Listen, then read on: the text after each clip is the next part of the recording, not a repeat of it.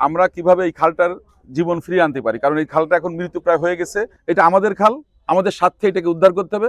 আমাদের এই পৌর স্বার্থে আমরা এটাকে যে কোনো মূল্যে এর প্রাণটা ফিরিয়ে আনতে চাই। অসচেতনতা এবং দায়িত্বজ্ঞানী আচরণের কারণে একদিকে যেমন দখল হয়েছে, এমন কিছু নাই যে এই খালের ভিতর ফেলানো হয়নি।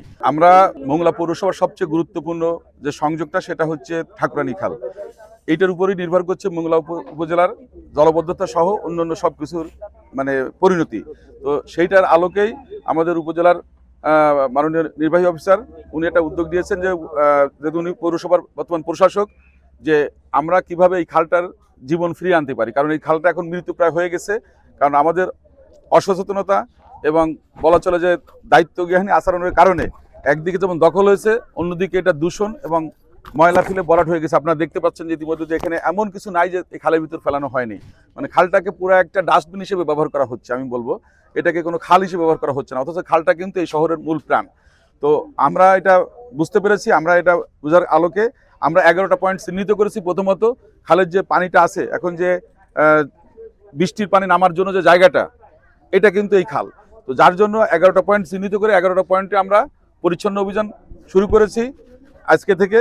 আমরা আশা করি আগামী 10-15 দিনের ভিতর বা সর্বোচ্চ হয়তো 20 দিন বা 1 মাসের ভিতর আমরা চেষ্টা করব এই খালের যে ময়লাগুলো আছে সেগুলো অপসারণ করার জন্য। কারণ ময়লা এতদিন ধরে পড়তে পড়তে এটা একটা আস্থা তৈরি হয়ে গেছে, সুতরাং এত সহজে এটা কিন্তু সম্ভব না। এটা করার পরে তারপর আমরা খাল খননের উদ্যোগ নিব। আর ইতিমধ্যে খালের, যেহেতু আপনারা জানেন যে দীর্ঘদিন ধরে এই শহরের মানুষ বিভিন্ন জায়গায় তার মতো করে একটু করে দখল নিয়েছে, তো সেটা আমরা আইডেন্টিফাই করছি। ইতিমধ্যে একটা সার্ভে করা হয়েছে, তো সার্ভের আলোকে আমরা একটা ডিজাইন করছি এই খালটাকে নিয়ে নদীর সাথে একেবারে খালের সংযোগটা, যাতে দৃশ্যমান যে খালের জায়গা কতটুকু কি আছে। তারপর আমাদের পৌরসভার সাবেক মেয়র আছেন, আলহাজ জুলফিকার আলী সাহেব আছেন, বা এখানকার সেক্রেটারি আছেন, সাংগঠনিক সম্পাদক আছে, আমাদের থানার নেতৃবৃন্দ আছেন, সবাইকে বলা হয়েছে ওনারা বসে নিজস্ব আলোচনার মধ্য দিয়ে এটাকে আমরা সমাধান করার চেষ্টা করব। কারণ এটা আমাদের খাল, আমাদের স্বার্থে এটাকে উদ্ধার করতে হবে। আমাদের এই পৌর স্বার্থে আমরা এটাকে যে কোনো মূল্যে এর প্রাণটা ফিরিয়ে আনতে চাই। প্রথমে আমাদের দায়িত্ব হচ্ছে খালটা পরিষ্কার করা, দ্বিতীয়ত যেখানে খনন করা দরকার সেটা খনন করতে হবে, আর পাশাপাশি যেখানে ব্লক হয়ে গেছে, একদম জায়গা নাই, দখল করে ফেলছে 100%, সেটা আমরা অপসারণ করব।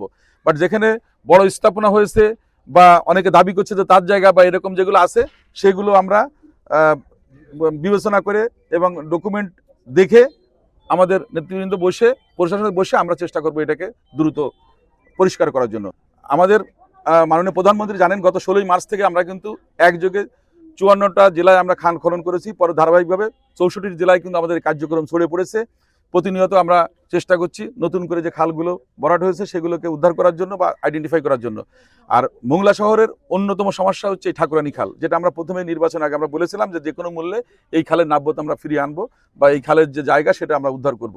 তো আমরা চাই প্রথমে প্রত্যেকটা লোকের সাথে কথা বলতে এবং সবাইকে বুঝাতে যে না, খালটা আপনার সন্তানের জন্য, এই শহরের জন্য, আমাদের সবার জন্য দরকার।